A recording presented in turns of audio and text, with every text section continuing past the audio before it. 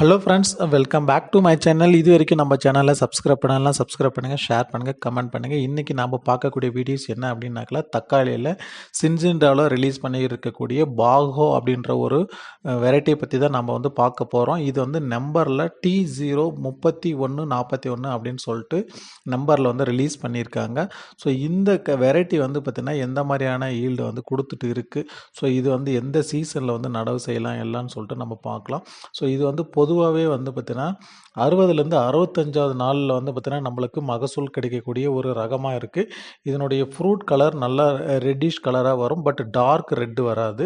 ஃப்ரூட்டோட shape வந்து பார்த்திங்கன்னா oval ஷேப்பில் இருக்கும், ரவுண்ட் ஷேப்பில், பியூர் ரவுண்டாக இல்லாமல் கொஞ்சம் அதனுடைய நுனி பகுதி வந்து அந்த பழத்தினுடைய நுனி பகுதி ஓவல் ஷேப்பில் வந்து வரும். ஒரு தக்காளியினுடைய வெயிட் வந்து 80லேருந்து 100 கிராம் அளவு வரைக்கும் வந்து பார்த்திங்கன்னா இதனுடைய வெயிட் வந்து வரும் அப்படின்னு சொல்லிட்டு கம்பெனி சைடு சொல்லியிருக்காங்க. பட் அந்த மாதிரி வந்து ஈல்டுமே எடுத்திருக்காங்க. இப்போ நம்ம பார்த்துட்டு இருக்கிறது வந்து பார்த்திங்கன்னா ஓசூர் பக்கம் இருக்கக்கூடிய ஃபீல்டு தான். ஸோ அது வந்து இந்த சீசனில், சம்மர் சீசனில் நல்ல எக்ஸலண்ட்டான ஈல்டு எடுத்திருக்காங்க. அது எப்படின்னு சொல்லிட்டு பார்க்கும்போது அவங்க வந்து ஓப்பன் ஃபீல்டாக வந்து கல்டிவேஷன் பண்ணலை, மேலே வந்து இன்செக்ட் ப்ரூஃப் நெட்டு வந்து போட்டிருக்காங்க. அதாவது க்ரீன் நெட்டு, பசுமை குடில் நெட்டு மாதிரி இல்லாமல் அது ஒயிட் கலர் நெட்டு அதில் இருக்கும். ஸோ அந்த நெட்டு வந்து போட்டு அந்த விவசாயிகள் வந்து பார்த்திங்கன்னா கல்டிவேஷன் பண்ணியிருக்காங்க. நல்லாவே எக்ஸலண்ட்டான ஈல்டு வந்து எடுத்திருக்காங்க. இது வந்து பார்த்திங்கன்னா நல்ல ஹீட்டுக்கு தாங்கக்கூடிய ஒரு ரகம் அப்படின்னு சொல்லிட்டு கம்பெனி சைடு சொல்லியிருக்காங்க. குட் ஹீட் செட் அப்படின்னு சொல்லிட்டு சொல்லியிருக்காங்க. வெரி குட் ஃப்ரூட் வந்து நல்லா செட் ஆகும் அப்படின்னு சொல்லியிருக்காங்க. ஒரு ஏக்கராவுக்கு மினிமம் 20 டன்னிலிருந்து 40 டன்ஸ் வரைக்கும் வந்து ஈல்டு எடுக்கலாம் அப்படின்னு சொல்லிட்டு கம்பெனி சைடு வந்து இதுக்கு வந்து பார்த்திங்கன்னா கொடுத்துருக்காங்க. பேஸ்ட் அப்பான் சீசனு நம்ம கல்டிவேஷன் பண்ணக்கூடிய முறையை பொறுத்து இருக்குது. அதனால் நம்ம நல்ல ஈல்டு கொடுக்கக்கூடிய ஒரு ரகமாக தான் இருக்குது.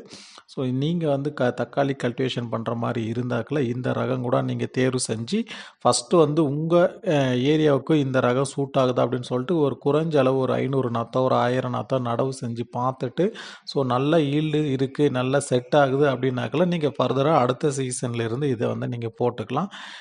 ட்ரை பண்ணி பாருங்கள். நல்ல ஸ்டாண்டர்டான கம்பெனி தான். அதனால் பட் ஈல்டு வைஸில் உங்களுக்கு ஃபெயிலியர் ஆகிறதுக்கான சான்சஸ் ரொம்ப ரொம்ப கம்மி. உங்களுக்கு அந்த கிளைமேட்டுக்கு அந்த இடத்துக்கு வந்து செட் ஆகுதான்னு சொல்லிட்டு ஃபஸ்ட்டு பார்க்கணும். செட் ஆச்சுன்னா நல்லாவே ஈல்டு கொடுக்கும். ஏன்னா இது வந்து எம்என்சி கம்பெனி. அவங்க வந்து ஆர்என்டி வந்து நல்லா ப்ராப்பரான ஆர்என்டி வச்சுருக்காங்க. ஒவ்வொரு வெரைட்டி ரிலீஸ் பண்ணுற போதும் அதுக்கான எல்லா ஏரியாவிலையும் எல்லா லொக்காலிட்டிலையும் டெஸ்ட் பண்ணி தான் ஒரு வெரைட்டி வந்து ரிலீஸ் பண்ணுவாங்க. அதே மாதிரி பெஸ்ட் அண்ட் டிசீஸு எல்லாத்தையுமே வந்து பார்த்திங்கன்னா பார்த்துட்டு தான் அந்த வெரைட்டி வந்து ரிலீஸ் பண்ணுவாங்க. அதனால் சின்சிண்டாவில் நீங்கள் தைரியமாக எந்த வெரைட்டியாக இருந்தாலும் நீங்கள் போடலாம். சரிங்களா?